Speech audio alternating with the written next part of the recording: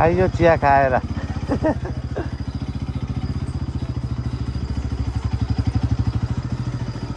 फर्किने हो नत्र अहिले फेरि भिड हुन्छ फर्किन सक्दैन फेरि अर्को बाटै छैन गाडी जाने यही हो अहिले त झन् डर लाग्दो पो छ एक नम्बर गियरमा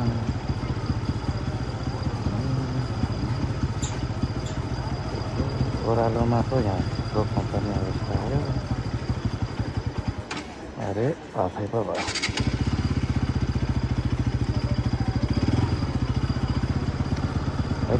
अघि त्यो बोरा बोकेर मान्छे कसरी आयो दुईटा बोरा बाइकमा